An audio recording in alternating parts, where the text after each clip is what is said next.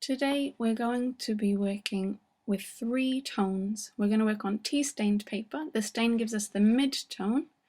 We're going to use a pencil to give us shadows, and if you've got one, then a white pencil will give you the highlights. You'll need to practice your drawing. We're using a different kind of shading that is quite smooth. We're using directional lines, but without trying to give individual hatching lines.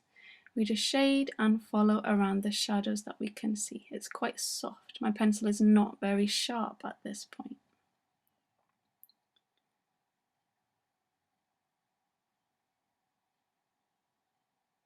You'll need to check the composition. How do you want your picture to look?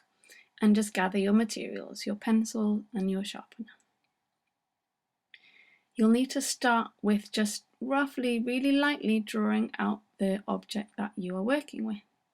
And then you can start going in with little bits of shadow to give the structure.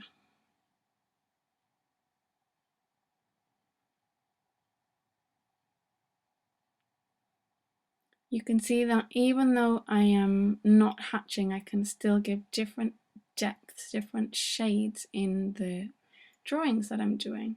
I just push harder on my pencil if I want a certain area to be darker. But I'm trying to do it smoothly, softly, and so it's more like a colouring in than a hatching. Okay, so there shouldn't really be very many individual lines.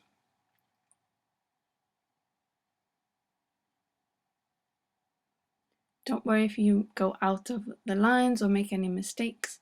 It adds to the drawing. You also may need to put a bit of paper down so that you don't smudge the other side of your drawing. If you're like me, you start on the wrong side. So check again the type of movements my hands are making.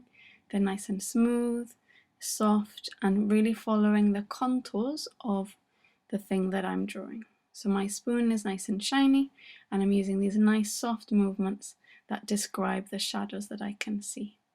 You can see different pressures and different lines give different feelings for if it's the edge of the spoon or if it's one of the reflections in the middle of it.